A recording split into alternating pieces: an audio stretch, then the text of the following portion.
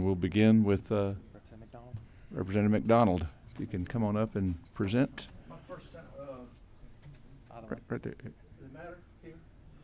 I'll tell you what, that mic may be better. All right, yeah, I've got my team over here.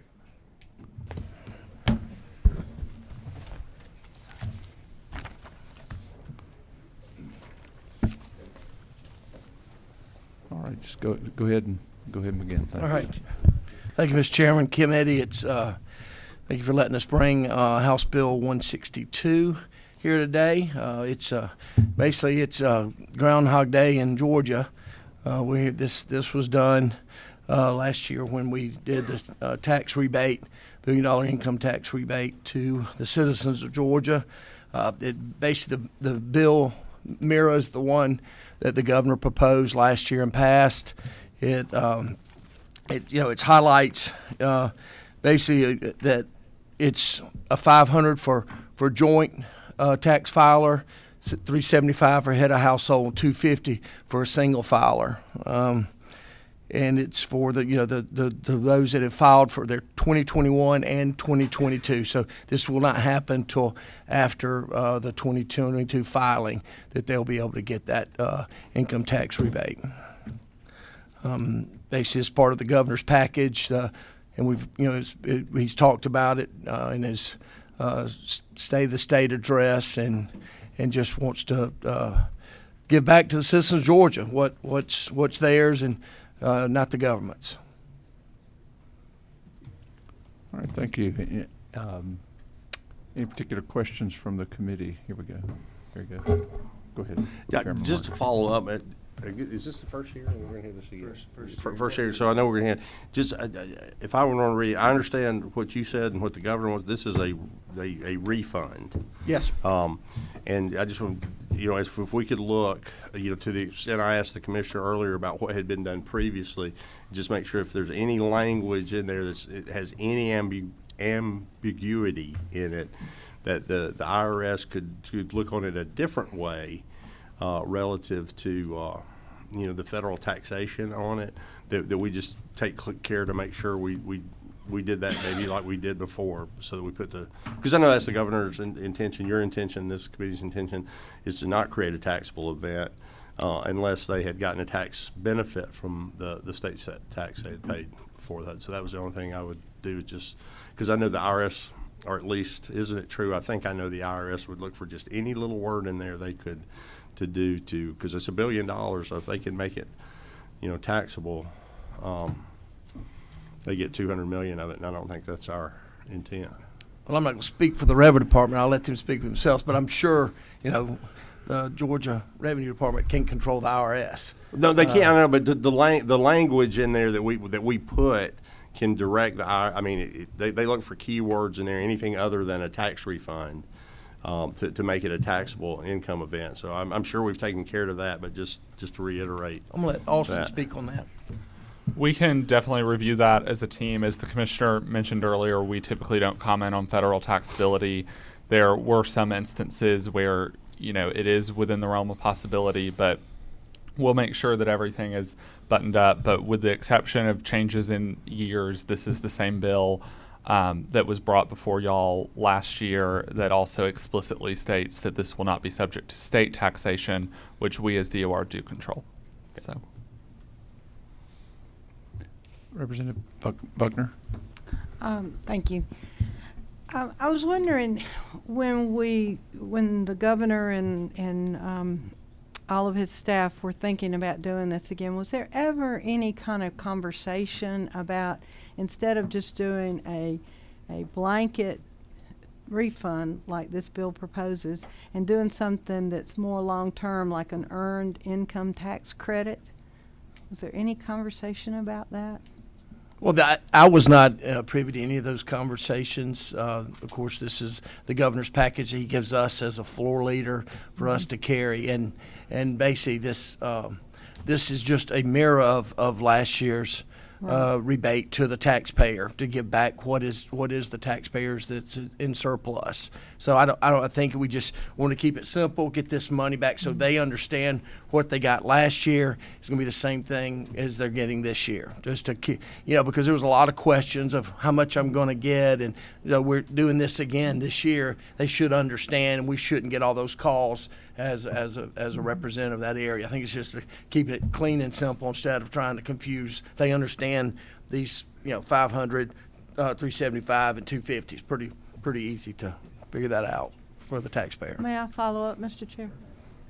So for the people that call me that said that they didn't get their Kemp card with $250 on it, where do I refer them? To me. Austin. Okay. And then one last question, I promise. It'll be a quick one, but I did get calls, and that's what they said. I also received a number of calls, and there are a lot of people that felt like that it would be nice if these were linked to things like child care. They're working, they can't afford the child care, and if it was some kind of tax credit that was related to that to help them as a working family, it would be more meaningful. And that some people who make a lot more money, they don't even notice the $250, $500. It just comes in and goes out. And I know the policy, I know the sensitivity of who all's involved, but I do think there's a way we could do this where it would be very meaningful to some working families. I mean, we have, in every community, we have those working families that do have a need. But, when you're giving a rebate back to someone of their money, how do you discriminate between this person, and how much the percentage they may get? So this is just a clean way to give the taxpayers of Georgia their rebate. I get it. Thank you. I'm good. Wave.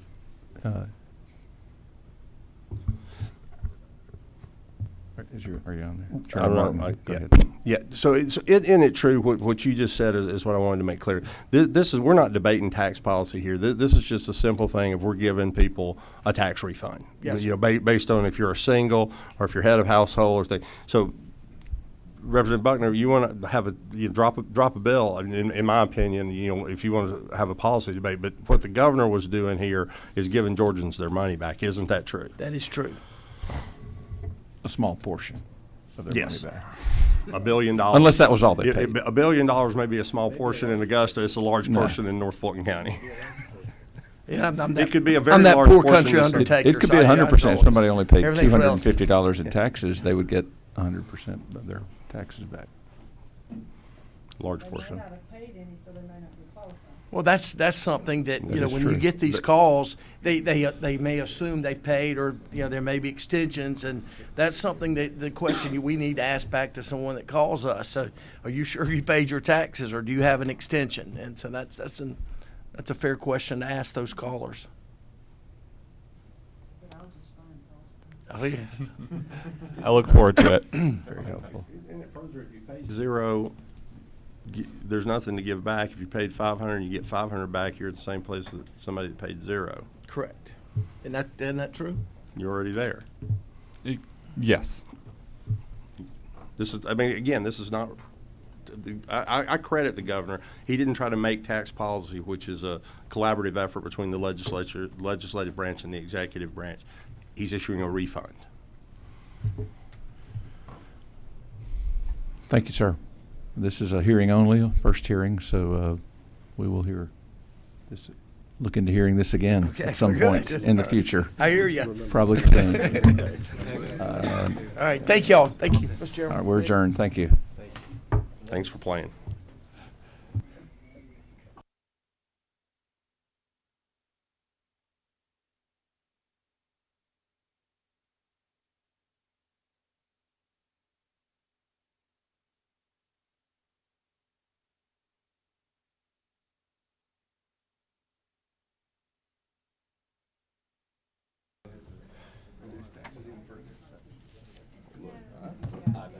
What I did was I actually got through that.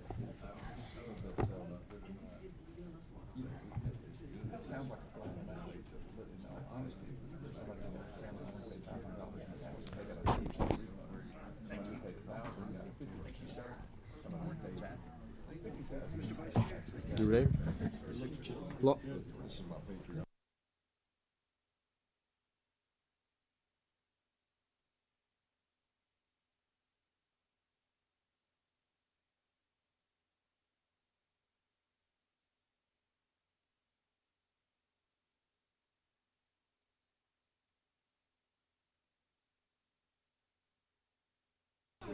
right. We got his bill. Thank you.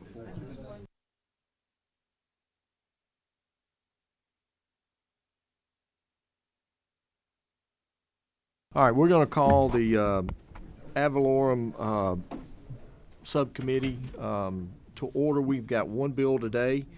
That bill is House Bill 138. And to my friend, who I've carried this legislation before, I'm going to let you go forward with it. If I'm not mistaken, this bill passed last year, but just didn't make it through the Senate. Is that correct? You may want to elaborate a little also on that. Yes, sir. Are you six? Yeah. All right. Yes, sir. Thank you, Chairman. And to those who are still in attendance, y'all are very lucky, because if you thought the IRC was riveting, you wait till you get a load of this. So this bill, House Bill 138, I did have last year. It did get through this committee. I actually made it all the way through the House and to the Senate. It unfortunately, it's a very specific bill for Butts County, and was being carried on the Senate side last year by the current Lieutenant Governor. I have no idea why it didn't get through last year, but I think it will. I think we'll get through this year. What it does, this is a bill, this law actually dates back to prior to the 1980s. It's been introduced every 10 years. You did it years ago when you were representing Butts County. My predecessor, Chairman Welch, did it his first term. And then every 10 years after a census, we need to update this bill. It actually is a population bracket that identifies Butts County. And what it does is it allows folks that have a owned property on a Georgia Power lease lot on Jackson Lake in Butts County to file for homestead exemption. The only way they can do that is we have to update that population bracket every 10 years, and that's what this bill does. Simple as that. Questions?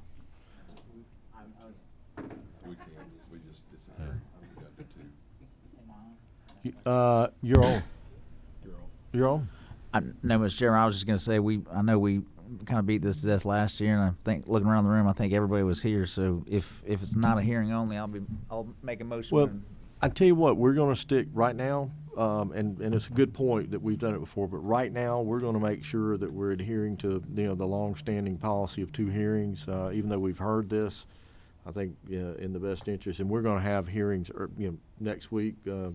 Chairman Blackman's already getting those, I guess, together and scheduled. So we'll do that at the appropriate time in that second hearing. We'll make sure everybody hears it today.